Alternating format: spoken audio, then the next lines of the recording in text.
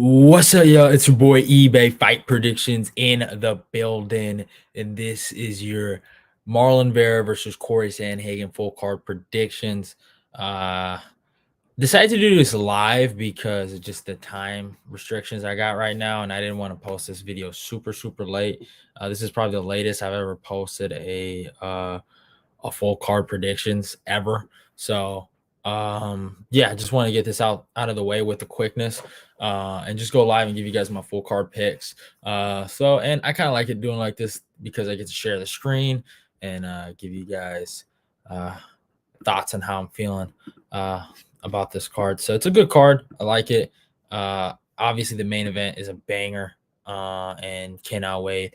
But yeah, it is what it is. Before I talk about the card, though, don't forget to follow me on my Instagram, my Twitter, like, comment, and share the video. Let's get this eBay Fight Prediction Nation growing, and let's get to it. Let's talk about Tamir's Vidal versus Haley Cohen. I was actually gonna pick Haley Cohen in her last fight, and I decided not to because I watched more tape on Cohen.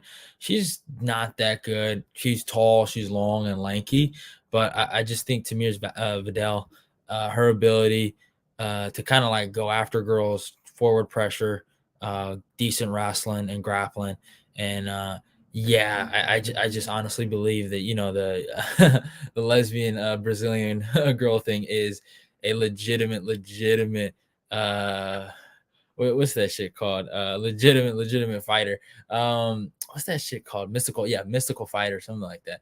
Yeah, lesbian dyke Brazilians are pretty hard to beat in MMA. So you just have to go to Mir's Vidal here. I'm actually gonna pick her by finish. I'd probably say second round sub for Vidal going into this fight. So that's my pick there. Vinicius Salvador versus Victor Altamirano. I think Victor Altamirano is not good. Well, actually, he's all right. No, this guy's no, the guy he fucking lost to Carlos Hernandez is not good. But Victor Altamirano is actually decent. He's actually decent. But I'm gonna be rocking with Vinicius Salvador here. I think he's just so much of a better boxer in there. I love how he fights. And his ability to to kind of like roll with those punches and then land his punches are just so effective. I loved what he did in the Contender Series. The Shannon Ross KO was just beautiful. If you go watch that fight, he was rolling with shots, landed a beautiful lead hook, and he finished that cat. And it was a beautiful fight. I think Victor Altamirano is a tough cat, and I think he can take a punch pretty well. So I don't think Vinicius Salvador will get the KO, but I got Vinicius Salvador by decision here to get the victory. I'm rocking with this guy right here, Vinicius Salvador, the Brazilian, over Victor Altamirano. Next fight, Manuel Torres versus Trey Ogden. Trey Ogden, he let the homies down, man. He went out there and lost to Jordan Levitt. And it is what it is. Manuel Torres he's legit, good hands, legit power. Now, obviously, he's coming off a KO win over Frank Camacho. Camacho is a guy he, he gets knocked out a lot. You know what I'm saying? So it's not something to necessarily brag about that you knocked out a guy like Frank Camacho right now in his career. Frank just seems like he's on the downslide. But Manuel Torres is legit. He's long, he's lanky, and he's young, and he's going into his prime, and he's a legitimate cat in this division. So I'm gonna be rocking Manuel Torres over Trey Ogden by decision. So that's my pick there. Next fight, CJ Varga versus Daniel Da Silva. Daniel Da Silva, man, I don't know. I don't know with this one. The kid is good. I don't know how sometimes he loses some of these fights. The Victor Altamirano fight, the Francisco Figueiredo fight, the Jeff Molina fight.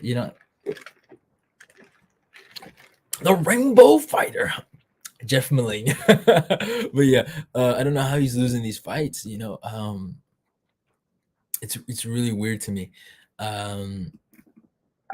CJ Barker's not even that good, but CJ does have a win over Clayton Rodriguez, which has aged pretty well for him. He has good pressure, and And if you take him down, it is what it is. He's not the greatest grappler, but Daniel De Silva just finds a way to lose. Would I be surprised if Daniel De Silva goes out there and beats this kid? Not at all. But CJ Vargas should probably win this fight. I think he'll just put the pressure and just have more output. He just has better cardio, and he just seems like a tougher guy than Daniel De Silva. To be honest, Daniel De Silva is just getting finished left and right. So it's just I don't know how I feel. It's a weird situation. So yeah, it is what it is. Next fight, Trevin Giles versus Preston Parsons. Um, Trevin Giles, man, Roma Delizzi's pops. Um, I don't know. I was talking to my friend about this. I was like, maybe he was just better at 185 and at 170 is just the skill gap is just too much, and that just tells you how bad 185 is. But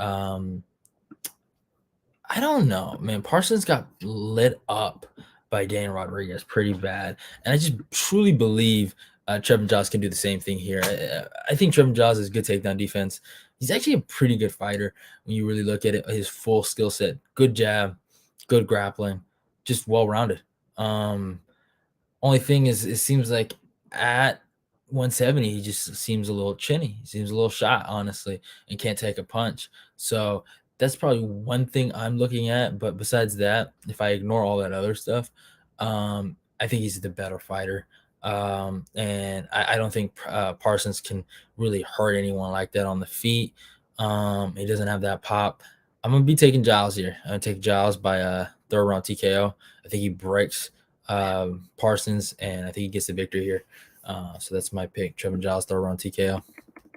Uh, Next fight, Steven Peterson versus Lucas Alexander. Interesting fight here. I think it's gonna be a legit scrap. Steven Peterson last lost to Julian Rosa. It was a good fight while it lasted. He beat Chase Hoover, Marvin Bravo. Then he lost Alex Caceres and Luis Pena. So no real bad losses, I'd say. Lucas Alexander coming off a loss to Joe Anderson Brito. I don't know how I feel about that one, but Joe Anderson Brito does have a win over Andre Philly, and yeah, it is what it is. I think Steven Peterson should actually get the win here. I think he'll grapple here heavy, and if he gets the takedowns and he's able to control Lucas Alexander, I think he can really win this fight. I like Fortis MMA fighters a lot, and because they're so good at winning these kind of fights, these under the card prelim fights, and that's why they consistently win these fights, and then they end up in like main event situations, and then you fade those guys, or they end up in like high caliber fight situations, you fade them usually. But Fortis MMA guys know how to win. It's a winning gym, and they win consistently. And I just think not only is Steven Peterson the tougher guy out of the two, I just think he has a better coaching staff going into something like this. So I'm gonna be rocking with Steven Peterson here to get the victory here by decision. Next fight, Daniel Pineda versus Tucker Lutz. I'll keep this short. Daniel Pineda has no chin. Tucker Lutz is a good fighter, good grappling, good striking.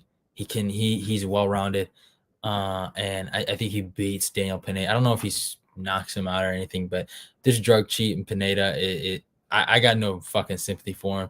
The guy's a legitimate drug cheat, does nothing but steroids, takes steroids for breakfast. I could care less about the cat if you want me to be honest. And I think the fact that he has a spot in here is just it's disgraceful and it's stupid. And Tucker Lutz by decision here over this drug cheat. So yeah, that's my opinion there. Next fight, Chidi Njokuani versus Albert Duraev. This is a good fight. Interesting. Albert Duraev coming off a loss of Joaquin Buckley, Chidi coming off a loss of Greg Rodriguez. Both 34 years old, but massive reach advantage for Chidi Njokuani. And then I also do think there's a massive wrestling advantage for Albert Duraev. I think Duraev is the way better wrestler here. Chidi has shown us that longer guys in there with him can give him some problems. Guys that are somewhat near his height can give him some problems, like a guy like Gregory Rodriguez. Guys that are tough give him some problems, like a guy like Gregory Rodriguez. He knocked Mark Andre Barriott out, Dusko out beautiful KOs. He's lethal on the feet, and he's a problem. But I actually have to go with Albert Duraev here. I think I don't like Derive. I think he's kind of annoying, but I think Derive's kind of getting disrespected here. Um, I think, yeah, he got smoked by Buckley, and Kopylov gave him some problems, but we're seeing Kopylov start to develop into his own man. You know what I'm saying? And Derive, I think he just has some holes, but if he just sticks to the wrestling at a high pace, at a high clip, I think he wins this fight. Um, I think Cheaty's good, Cheaty bang bang, but I just truly believe deep down in my heart, you put the grappling pressure on a guy like Cheaty, he'll break. And if Drive can not get hurt, and it's a big if, um, I think he wins this fight.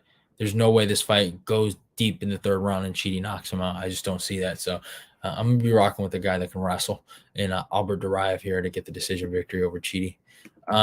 Next fight, Alex Perez versus Manal Cape. Got a breakdown on this. I got Cop. I forget how I said I got Cop, but I'm probably gonna pick Cop by decision. Um, Tough fight. Perez is a tough motherfucker. Cop is great, and this is gonna be a good scrap. I could see Perez winning this, but I'm picking Cop. Just the better, funner, and cooler fighter. So yeah. Next fight, Andrew Lee versus Macy Barber. Uh, this is a hard one. This is a hard one. I'm gonna be rocking with Macy Barber here to get the victory over Andrew Lee. I just think just seeing how how Vivian Andrade was able to take her down at will was just such a bad look for me. And I just think if Macy Barber can get the takedowns here, I think she wins this fight. I hope Andrew Lee does what she did to Calvillo and just fucking kills her to the body and stops her. But I gotta be rocking with Macy Barber here. I think she's just a better fighter. To be honest with you, more complete. And yeah, I got to rock with the future. Macy Barber. Um, Next fight, Nate Landwehr versus Austin Lingo. I gotta go with Nate the Train, man. Nate the Train's he's tough, he's sturdy, good cardio, good grappling. Austin Lingo's the same thing, but I think Lingo can keep up. I think this is gonna be actually a good scrap. They match up pretty well with each other, actually. But the only issue is just I just don't see that real legitimate knockout power threat from Austin Lingo. If you don't have that, you're gonna have a hard time beating a guy like Nate Land, where he's tough, he's sturdy, good, just good. Cardio and output, and he wrestles now. So yeah, there's no shame in what Nate Lander was able to do, and I just think this is he probably should have got a different level, like a Billy Quarantillo. That would have been a good fight, but I think Quarantillo probably would have smoked him. But if Nathan Train beats Austin Lingo, I want to see Nathan Train versus Alexander Hernandez. That's the fight I want to see. So yeah. Next fight, co-main event, Holly Holm versus Yana Santos. I gotta rock with Holly Holm via clinch, high kicks, fucking side kicks to the stomach, and a bunch of more clinching and wrestling from Holly Holm. Boring 30-27 decision by Holly Holm to get the victory over Yana Santos. I hope Yana Santos goes out there and fucking clips this girl and knocks her out to oblivion. But Yana Santos does the exact same thing with the clinching and the fucking boring bullshit she does. So no real difference here between both girls. But yeah, it is what it is. I'm gonna be rocking with Holly. I'm gonna get the decision victory here. And in the main event, Marlon Vera versus Corey Sandhagen. Got a breakdown on this. I'm rocking with Corey Sandhagen to get the victory here. I think Corey is the better fighter out of the two. Better jab, better length, better movement. And Corey's starting to wrestle. He's starting to implement more wrestling-based attacks to develop his striking and really set up some of his better strikes in there. I just think Corey has fought nothing but straight killers. I think Marlon Vera is a fraud, and I think Marlon Vera will get fraud checked here. He's literally waiting for knockouts. He is not. Well, I mean, you could say he's setting up for a knockout, but he is waiting his moment to knock fighters out when he's losing rounds. He's giving up rounds basically. And Corey Sandhagen is a minute winner. That is what he is by definition. If you look at most of his fights, he wins decisions. And against a guy like Marlon Vera, who is relying on high guard, who is giving up minutes against a minute winner, it's pretty self-explanatory. I think Corey Sandhagen is going to win this fight by decision. But yeah, it is what it is. Can't wait for it. I hope he knocks him out too. Gets it back from my guy Frankie, and Dom Cruz. But yeah, that is it for my full card predictions. Hope you guys enjoyed it. A little live video. I don't think anyone was able to make the chat, but hey, it is what it is. Go follow me on my Instagram and my Twitter. Like, comment, share the video. Let's get this eBay Fight Prediction Nation growing. So yeah, that's it for my full card predictions. If you weren't able to catch it live, just replay it. But yeah, love y'all. Goodbye. I'm out of here. I'm gone.